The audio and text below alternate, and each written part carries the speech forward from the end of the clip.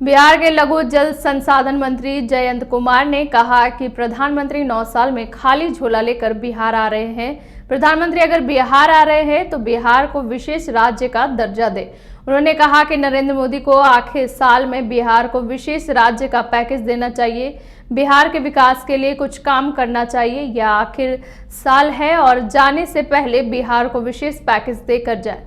बिहार के कई नेता केंद्र सरकार में मंत्री हैं, लेकिन बिहार के विकास के लिए कोई काम नहीं करता है। इन नेताओं का काम केवल हिंदू मुस्लिम करना है। झोले में कुछ लेके बिहार के लिए नहीं आए हैं। इस बार कम से कम आखिरी साल है उनके प्रधानमंत्रित्व काल का, तो इस बार कम से कम वो आए तो कम से कम बिहार को विशेष राज्य का दर्जा दें।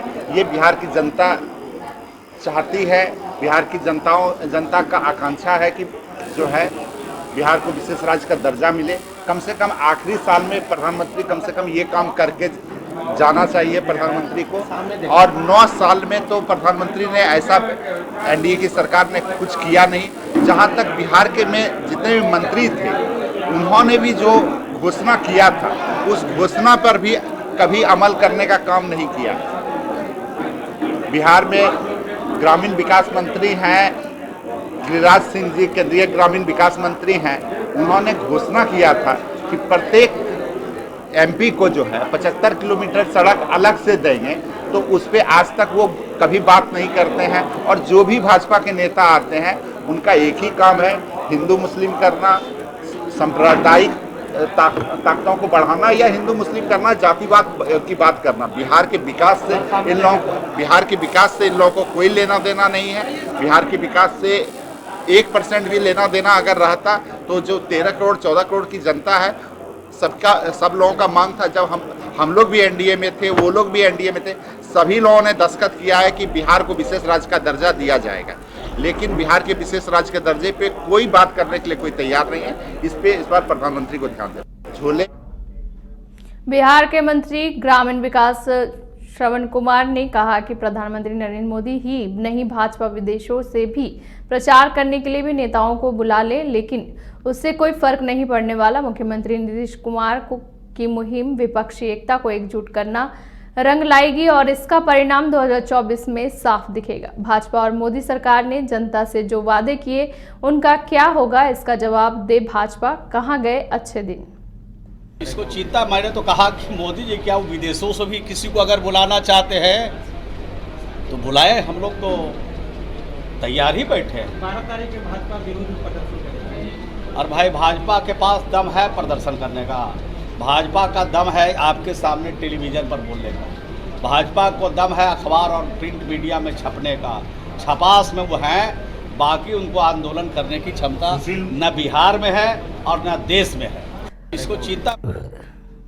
बिहार में शराब माफियाओं पर अंकुश लगाने के लिए सरकार द्वारा ड्रोन कैमरे का इस्तेमाल किया जा रहा है। पिछले दिनों ड्रोन कैमरे की हुई चोरी के बाद राज्य सरकार की खूब किरकिरी भी हुई। इस मामले पर बिहार सरकार ने मंत्री सुनील कुमार से बात की। मामले की पूरी छानबीन हो रही है और जिस कंपनी को टेंडर दिया गया था उससे पूछताछ की जा रही है। प्रक्रिया पूरी होने के बाद ही कोई फैसला लिया जाएगा। वहीं प्रधानमंत्री नरेंद्र मोदी के बिहार दौरे पर बिहार सरकार के मंत्री सुनील कुमार ने कहा कि सभी राजनीतिक दलों को राजनीतिक कार्यक्रम करने की पूरी आज़ादी देश का संविधान देता है, लेकिन प्रधानमंत्री के दौरे से विपक्षी एकता में कोई कमी नहीं आएगी और अगला लोकसभा चुनाव का परिणाम विपक्षी एकता के पक्ष में होगा। जहाँ से हम लोगों ने आउटसोर्स करके ड्रोन को रखा है और मात्र तकनीकी कारण से ड्रोन गायब हो गया, तब तो वो आउटसोर्स कंपनी की जिम्मेवारी होती है, उसमें तो विभाग की कोई जिम्मेवारी नहीं होती है। वो हम लोग निष्कर्ष आ जाने दीजिए तो उचित हम लोग कार्रवाई करेंगे। जहाँ बिहार विधानसभा के नेता प्रतिपक्ष विजय सिन्हा ने कहा कि 12 जून को होने वाले विपक्षी एकता के नाम पर सभी भ्रष्टाचारी बिहार की धरती पर आ रहे हैं और इनका विरोध पूरे बिहार में हमारी पार्टी करेगी। इसको लेकर हम 11 और 12 तारीख को विरोध प्रदर्शन करेंगे। देश के प्रधानमंत्री बिहार दौरे पर आएंगे। 9 साल बेमिसाल के तहत जनसंपर्क अभियान पूरे बिहार में चलाया जाएगा और प्रधानमंत्री नरेंद्र मोदी बड़ी रैली करेंगे और 2024 में सभी विपक्षी पार्टियों का सुपड़ा साफ होगा। कि जब विपक्षियों में हाहाकार मचे तो समझो कि नेतृत्व और राजा ईमानदार और चरित्रवान है।